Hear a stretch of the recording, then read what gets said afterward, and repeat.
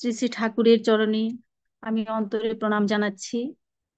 ঠাকুর পরিবারের সবাইকে আমার অন্তরে প্রণাম জানাচ্ছি। উপস্থিত দাদা ও মায়েদের আমার অন্তরে প্রণাম জানাচ্ছি। আমাদের আজকের আলোচনার বিষয় নির্ধারিত হয়েছে, তুমি যত লোকের সেবা করবে তত লোকের যথাসর্বস্বের অধীশ্বর হবে। আমি আসলে শুরুতেই আলোচনার বিষয়টি দেখে আমি নিজের সাথে অনেক কিছু মিলিয়ে যাচ্ছি, যে আসলে এই যে সেবা, সেবার সাথে আমি নিজেই একদম পরিপূরক ভাবে জড়িত। কেননা আমি নিজেই মিডওয়াইফ, আমি প্রতিনিয়তই সেবা দিয়ে যাচ্ছি। আর এই সেবার বছরের পর বছর আমি অনেক কিছু নিজে ফেস করছি এই সেবার মাধ্যমে। এই সেবা দিতে যাই, তাহলে আগে আমাদের প্রয়োজন হচ্ছে সৎ এবং সুন্দর সুষ্ঠু আচরণ। কেননা যদি একটা মানুষের আচরণ যদি সুন্দর না হয়, তাহলে কিন্তু মানুষকে পরিপূর্ণ সেবাটা দেয়া যায় না। আসল হচ্ছে মানুষের ব্যবহার, সুন্দর ব্যবহার, সুন্দর আচরণ, এইগুলো যদি মানুষের সুন্দর থাকে, তাহলে মানুষ সুন্দরভাবে সেবা দিয়ে যেতে পারে। কেননা একটা মানুষ যদি মানুষ সেবা দান করে কিন্তু তার আচরণ যদি ঠিক না থাকে, তখন দেখা যায় কি একটা ভালো কথা বললেও ওই কথাটা ভালোভাবে শোনায় না মানুষ। যদি মানুষের আচরণটা সুন্দর থাকে, তখন একটা খারাপ কথাও সেটা লোকে খারাপ ভাবে নেয় না, হয়তো সুন্দরভাবে গুছিয়ে বললে সেটাও হাসি মুখে এটা রিসিভ করে। তো আগে মানুষের আচরণটা সুন্দরভাবে করতে হবে, যার সাথে করা হোক। এটা আমাদের সেবা যে শুধু সেবা মানে হচ্ছে পরম ধর্ম।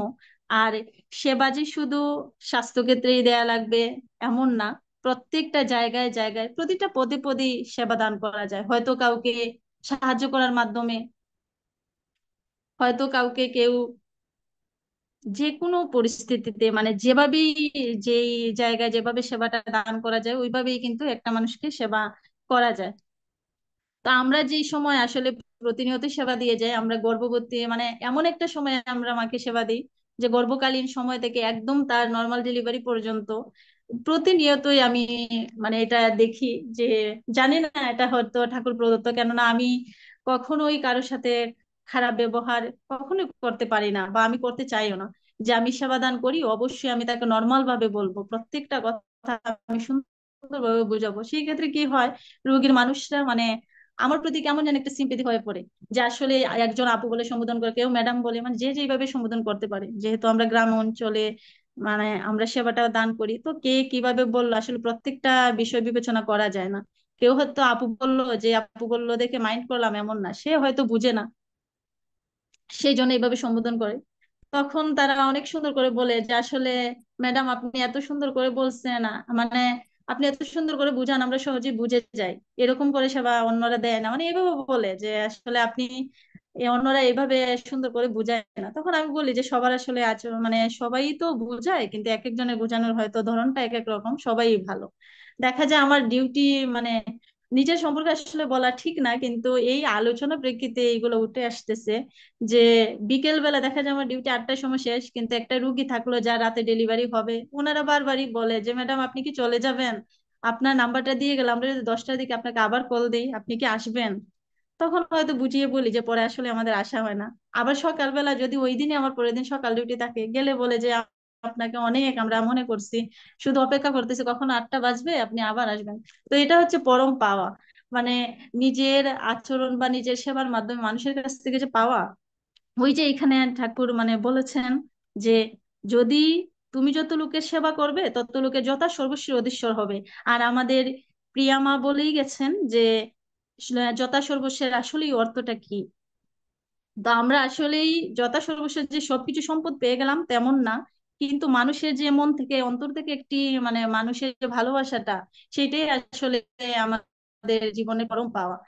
যখন একজন মা বলেন, অনেক বয়স্ক মারা সাথে আসেন, যখন বলেন যে মা আমার যত দিন আয়ু আছে তোমাকে, যে যেই ধর্মের সেইভাবে যে তোমার সেই আয়ুটুকু তোমাকে ঈশ্বর দেখ বা তোমাকে আল্লাহ দেখ, এইটাই তখন আমার কাছে পরম পাওয়া মনে হয়। যে আসলে আমি কেমন ব্যবহার করি আমি জানি না, কিন্তু ওনারা এত ভাবে বলে, কত মানুষ কতভাবে যে বলে, এটা আসলে প্রতিনিয়ত পেয়ে যাচ্ছি আপনাদের আশীর্বাদে।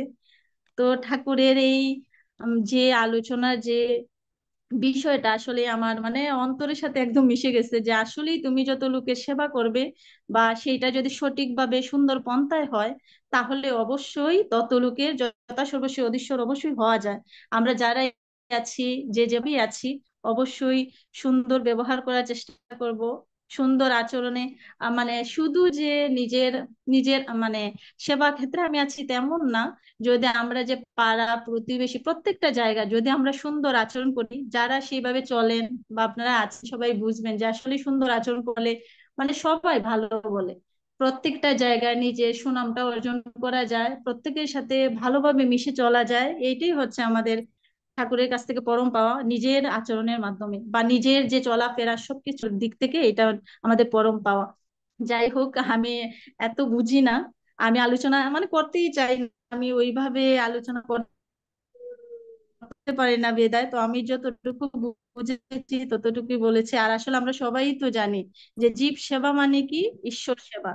তো প্রত্যেকটা জীব কি যদি আমরা সেবা করলে কি হয়, দিন শেষে ঈশ্বরই সেবা করা, হয়তো আমরা যথা সর্বস্বের অধীশ্বর হতে পারবো, সবকিছু মিলিয়ে ভালো থাকতে পারবো, আর ঈশ্বরকেও ভালো রাখতে পারবো।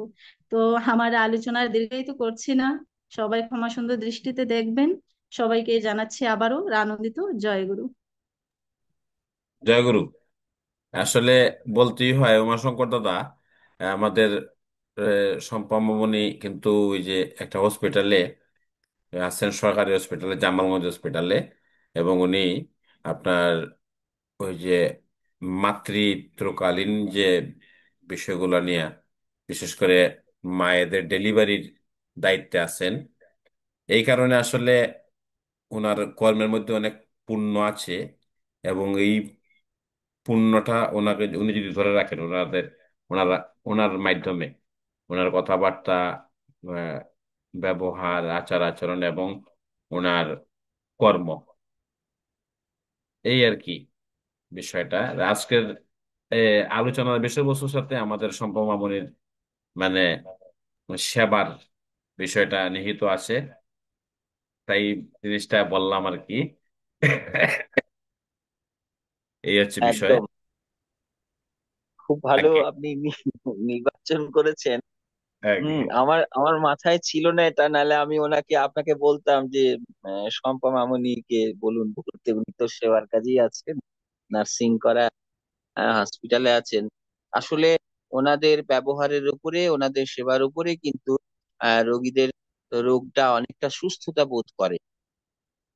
বুঝলেন, একজন চিকিৎসকের ব্যবহারের উপরে, হ্যাঁ, একজন রোগী যদি আশ্বস্ত হয়, বিশ্বস্ত হয়, তাহলে সে রোগ সম্বন্ধে বেশি ভাবে না কিন্তু। আগে এটা কিন্তু একটা মনস্তাত্ত্বিক একটা মানে কি বলবো, ওষুধ। হ্যাঁ। আগে আগে জয় গুরু। জয় গুরু। জয় গুরু। আমরা একেবারে শেষ পর্যায়ে চলে এসেছি।